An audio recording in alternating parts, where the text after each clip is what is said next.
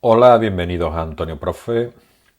Vamos a terminar por fin la química de segundo de bachillerato.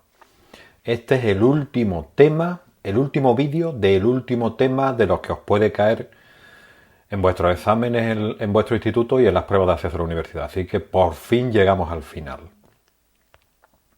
En este vídeo vamos a ver reacciones de hidrólisis, reacciones ácido-base y reacciones redox con compuestos orgánicos. Ya he comentado en los vídeos anteriores que en selectividad siempre hay una pregunta de química orgánica, así que es interesante que aunque sea el último y ya estéis muy cansados, que os lo miréis y le dediquéis unos minutitos porque merece la pena.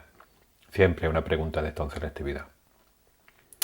Bien, y antes de empezar, recordarte como siempre que en este canal tenéis todo lo que necesitáis para aprobar vuestros exámenes de física y química, tanto en vuestro instituto como en las pruebas de acceso a la universidad. Por tanto, os recomiendo que os suscribáis y activéis la campanita para que seáis puntualmente informados. Bien, pues vamos a empezar entonces viendo tres tipos de reacciones. Las dos primeras son básicas y no suelen caer casi nunca en química, por eso no me he enrollado mucho con ellas. Y la última, las reacciones redox, esta sí puede caer algo más. El primer tipo de reacciones son las reacciones de hidrólisis. Reacciones de hidrólisis. ¿Por qué no he puesto aquí ningún tipo de este tipo de reacciones? Pues muy sencillo, porque estas las suelen preguntar mucho en biología. El tema de los triglicéridos, ¿vale? Entonces, ¿qué ocurre?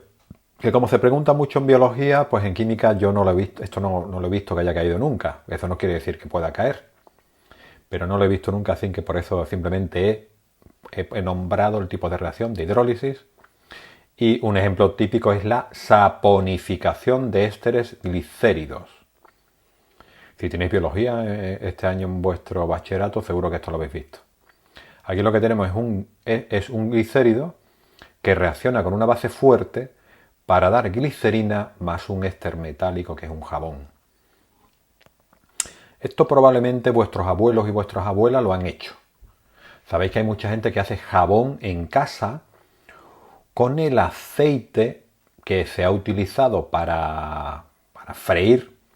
Se filtra muy bien quitándole todas las impurezas.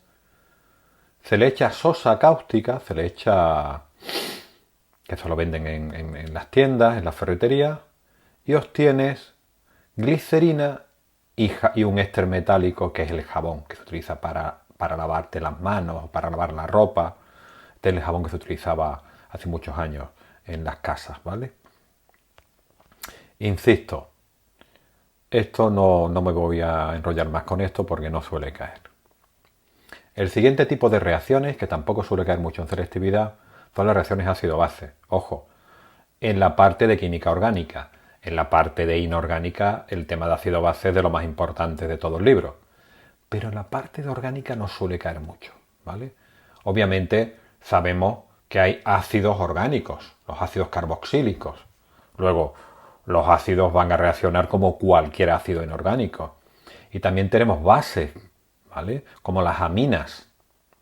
La característica común de los ácidos de las bases orgánicas que son ácidos y bases débiles. Pero reaccionan igual que cualquier otro ácido, ¿no? Tú tienes un ácido orgánico con una base orgánica, ácido más base, pues te va a dar una sal y agua, ¿no? O sea que el tipo de reactividad es muy parecido, solo que las reacciones son más lentas, pero que realmente en selectividad no suele caer mucho, así que no voy a seguir más con este tipo de reacciones. Como en vuestros libros tenéis ejemplos, pues los miráis si queréis, pero insisto, no suele caer mucho en selectividad. Y por último, el último tipo de reacciones que vamos a ver, y que de esta sí que he puesto un poquito más, porque sí la he visto alguna vez en selectividad, son las reacciones redox.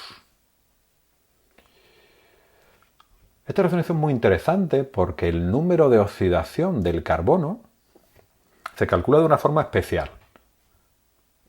Y tenemos que saberla porque si nos preguntan algo de esto es importante que lo controlemos, ¿vale? Pero obviamente es una reacción redox. ¿Cuándo se produce una reacción redox? Pues cuando cambia el número de oxidación de uno de los elementos que intervienen en la reacción. Cuando habéis hecho los ajustes de reacciones redox, en los temas, el tema de redox, que siempre cae en selectividad, un ajuste de reacciones redox, Pues si ya habéis pasado por ahí, porque este tema es el último, ya sabéis de lo que estamos hablando. Pero ¿qué pasa? Que en química orgánica normalmente se suele hablar de oxidación cuando se forma un enlace, cuando el carbono se une con un oxígeno. Cuando el carbono se une con un oxígeno hablamos de una oxidación. Y cuando el carbono se une con un hidrógeno hablamos de una reducción. ¿Vale? Es una forma de hablar de oxidación-reducción en química orgánica. Repito, cuando el carbono se une con un oxígeno hablamos de oxidación y cuando el carbono se une con un hidrógeno hablamos de reducción en orgánica.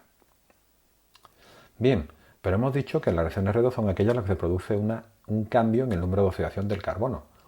¿Cómo se calcula el número de oxidación del carbono? Pues aquí lo tenéis y esto es muy importante, ¿vale? Por si os preguntaran algo en selectividad que lo sepáis calcular. El número de oxidación del carbono se calcula de la siguiente manera. Es -1 por cada enlace con un hidrógeno. Luego en el metano, en el cual el carbono está unido a 4 hidrógenos, el número de oxidación de ese carbono es -4. -1 por cada unión carbono-hidrógeno. Como hay 4 uniones, pues -4. 0 contribuye con 0 por cada enlace con un carbono. Por ejemplo, si tengo CH3, CH3, cada uno de esos carbonos tiene estado de oxidación -3. Porque el enlace carbono-carbono no cuenta nada, cuenta como 0. Y luego es +1 por cada enlace con un oxígeno, un nitrógeno o un halógeno. ¿Vale? Entonces repito, ¿cómo calculamos el número de oxidación del carbono? -1 por cada enlace con un hidrógeno. 0, o sea, no contribuye para nada, por cada enlace con un carbono. Y +1 por cada enlace con un oxígeno, un carbono con un oxígeno, un nitrógeno o un halógeno. Hay que tener cuidado, si un carbono está unido con un doble enlace con un oxígeno, pues +2, porque son 2 enlaces, cada enlace con +1, ¿de acuerdo? Bien, pues así es como calculamos el número de oxidación del carbono en química orgánica. ¿Y cuándo hablamos de oxidación? Pues si estamos diciendo que en química orgánica hablamos de oxidación cuando se une con un oxígeno, pues cuando pasamos de un alcano a un alcohol, ahí ha aparecido un oxígeno de por medio, luego hay una oxidación. De alcohol, en el alcohol tengo un único enlace carbono-oxígeno. En el caso de un aldehído o de una acetona tengo un doble enlace carbono-oxígeno. Luego otra oxidación. Y en un ácido carboxílico tengo 3 enlaces carbono-oxígeno. Luego otra oxidación. Y ya lo último que me quedaría aquí ya, lo siguiente sería el CO2. Y aquí pasaríamos directamente a la oxidación total de carbono CO2. Luego, en este sentido que indica la flecha, lo que estamos es oxidando. Alcano, alcohol, aldehído, acetona, ácido carboxílico, CO2, oxidación. Y si hubiera pintado la línea en sentido contrario, hablaríamos de reducción. Vamos a ver entonces ejemplos de oxidación y ejemplos de reducción. Fijaros. Ejemplos de oxidación. Aquí tengo un alcohol, concretamente el propanol. Luego tiene que pasar para que sea una oxidación a un aldehído, una acetona o un ácido carboxílico, ¿no? Luego, el propanol en presencia de dicromato potásico, que es un oxidante muy fuerte, pues de propanol se convierte en propanal. Fijaros, aquí hay un enlace carbono-oxígeno, aquí hay un doble enlace carbono-oxígeno. Luego se ha producido una oxidación. Si seguimos echando dicromato potásico, pues del propanal pasamos al ácido propanoico. Luego hemos pasado de un alcohol a un aldehído y a un ácido carboxílico. Luego hemos oxidado. Y para oxidar he utilizado dicromato potásico. ¿Qué te suelen preguntar en selectividad? Pues te digo, propanol en presencia de de dicromato potásico, ¿qué sostiene? Pues tú tendrías que ponerle pues el propanal y si sigo, el ácido propanoico. Y ya has terminado. ¿De acuerdo? Y ejemplos de reducción, pues claro, aquí tendremos justo lo contrario. ¿Vale? Ejemplo de reducción, lo contrario. Aquí tenemos el 1-fenilpropeno. 1-fenilpropeno. Acordaros, aquí tengo un carbono y aquí tengo otro carbono unido por un doble enlace. Los dobles enlaces no contaban para el número de oxidación del carbono. Luego, si yo cojo este 1-fenilpropeno, le meto hidrógeno en presencia de paladio, que es un catalizador, y quito el doble enlace, pues acabo de reducir el carbono. Aquí el carbono tenía un número de oxidación y aquí tiene un número de oxidación más pequeño, porque tiene un enlace más con hidrógeno que contribuye con -1. Luego esto es un ejemplo de reducción.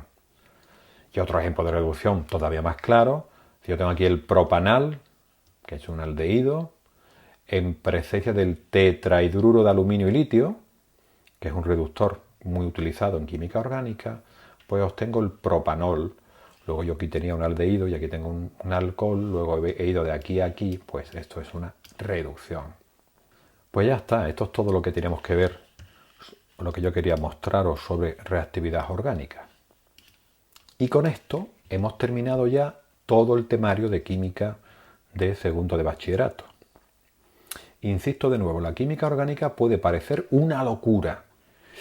¡Wow! Te vuelve loco porque son muchas fórmulas, muchas cosas distintas. Pero no os agobiéis, que no os va a estallar la cabeza. Estudiarla muy despacito, ¿vale? Reacción por reacción, intentando entender qué es lo que está ocurriendo y os daréis cuenta de que es fácil. Y siempre cae una pregunta de orgánica en selectividad, ¿vale? Luego es importante que os la miréis. Pues muy bien, pues esto es todo. Si te ha gustado el vídeo, por favor, suscríbete y dale a like. Y nos vemos en el siguiente vídeo, que serán ya problemas de reacciones o de ácido base o de lo que sea, porque la teoría ya la hemos terminado. Pues venga, hasta luego, un saludo.